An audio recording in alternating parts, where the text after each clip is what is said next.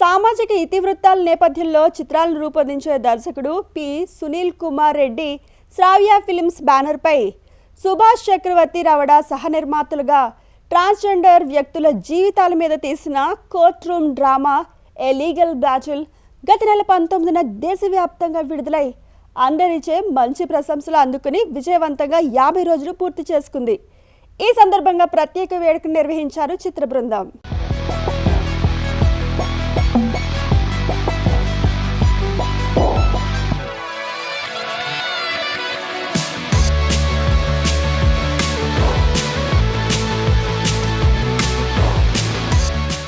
సునీల్ కుమార్ రెడ్డి గారు మన సినిమా ఇండస్ట్రీలో అత్యంత గౌరవయుక్త డైరెక్టర్, వ్యక్తిత్వం మంచి మనిషి. వారు ఏ సినిమా తీసినా సమాజానికి ఉపయోగపడే సినిమాలు తీస్తారు. పర్టికులర్గా ఈ పిక్చరు ఎల్టీబీటీ పార్ట్ 1 తీశారు. ఇది మంచి సక్సెస్ అయింది.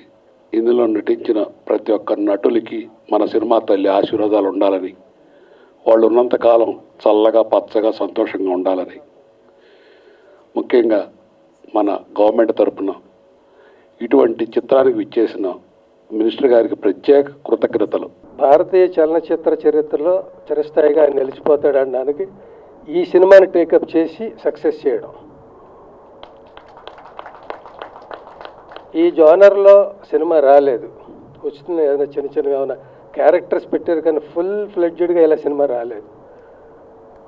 ఆ వచ్చేది దీనికి చాలాసార్లు చెప్పాను, మళ్ళీ చెప్పాలి, దీనికి సెన్సార్ అవ్వలేదు. ఇక్కడ దీనికి రిఫరెన్స్లు మాకు లేవండి. ఏ డైలాగ్ ఉంచవచ్చు, ఏది తీసేయచ్చు, ఏ దృశ్యం ఉంచవచ్చు, మాకు కంపేర్ చేసుకోవడానికి రిఫరెన్స్లు లేవు. సారీ, మీరు సెంట్రల్కి వెళ్ళాల్సిందే అన్నారు. అక్కడ తెచ్చుకున్నాడు ఆయన. సో అలాంటి చిత్రాన్ని తీసి నిలిచిపోయాడు ఆయన భారతీయ చలనచిత్ర చరిత్రలో.